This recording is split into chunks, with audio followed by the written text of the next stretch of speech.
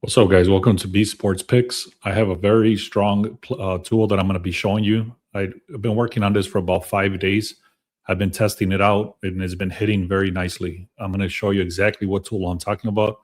I finally got the chance to do it yesterday, and I added it to the Sharp Edge tool.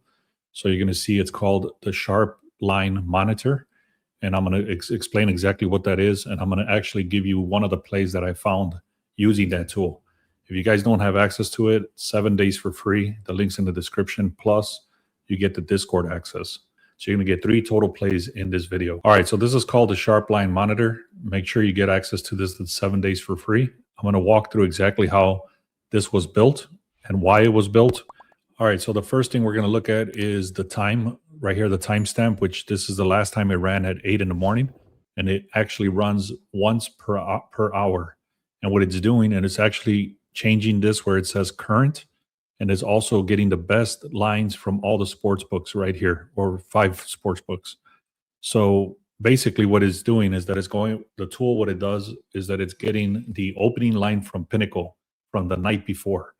So this is called the Sharp Line, and it drops the night before. So this literally goes out at 8 p.m. the night before, which it did last night, and it got this opening line right here. From there, it's actually getting the current line, which is from 8 a.m., which is about an hour ago. And then this gets constantly updated. So that's the line, the opening line versus the current line. And then you see the consensus line over here. And what the consensus line is the US books, because Pinnacle is an overseas book and it's considered one of the sharpest sports books in the industry. So we're going based on the opening line from Pinnacle, and then the current line, which is the current line right now. And you can see it moved 13 points.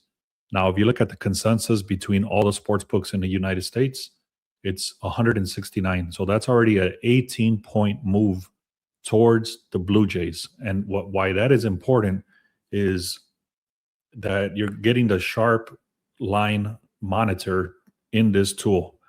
Now, I'm not going to get into all the details after this, but if you click on any of these games, it'll pop out the best price. So if you had access to, for example, to FanDuel, then you can get the best odds right here. That's a whole separate conversation. I'm not going to get into it, but the reason that's important, obviously, is that you don't want to be paying more for the same play on a different book if you can get it cheaper on FanDuel, if that makes sense. So I'm going to hide this because it just, to me, is just kind of like noise right now until we pick a play.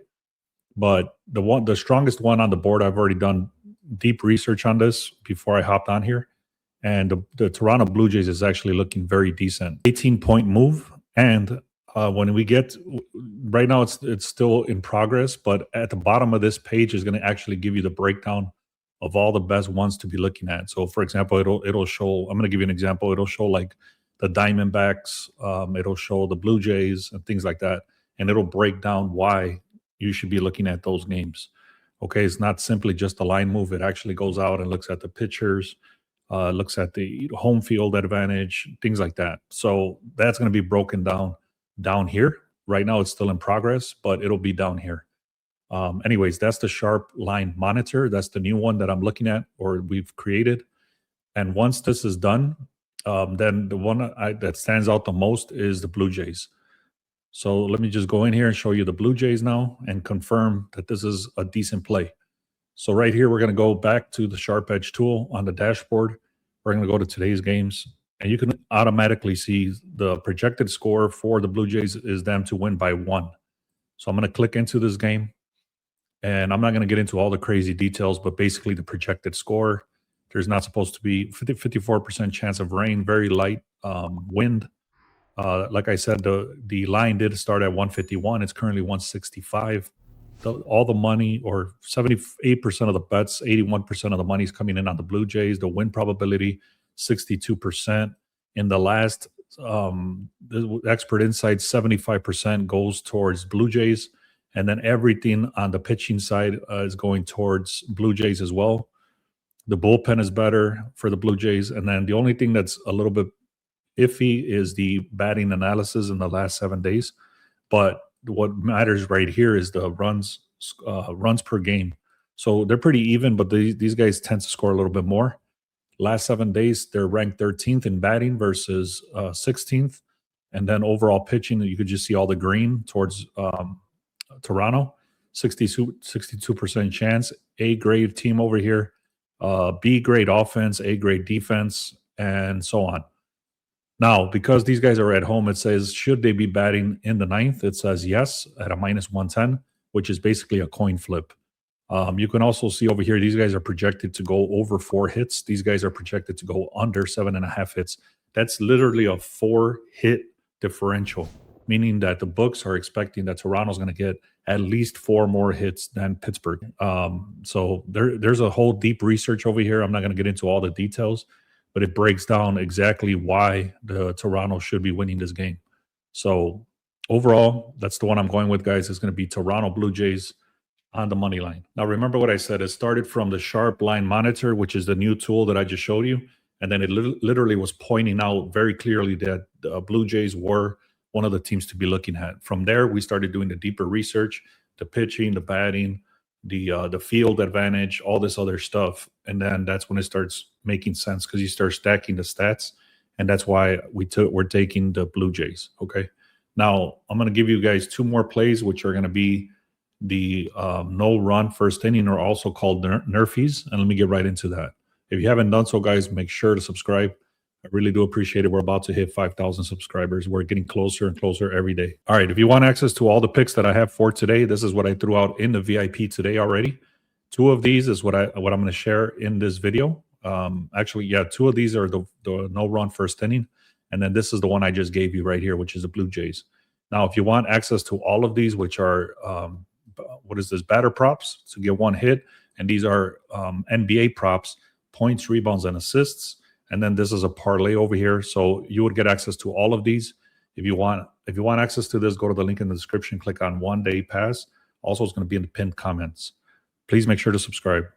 All right, because this video is running a little bit longer and it's a Memorial Day weekend and I'm already a little bit tired, so I'm going to just kind of go very quickly here. So I'm going to go pretty quickly through this, but just check this out. All these little fire emojis, they're not just for design. This means that he's been on a very hot streak. This guy has 2 games on a hot streak. The FIP is very low. This guy is a little bit higher, but overall picture, defense is very good on this game. Also, just the overall sentiment is 100% hit rate, 88% hit rate. This guy has started less games than this guy, but the overall picture is all green over here for the defense. Now, if we go into the offense for Philadelphia, they're ranked 22nd, which is very bad. In the last 3 games, they've only gotten 1 game with a run in the first inning. And in the entire season, they've only got 67% hit rate on the run in the first inning.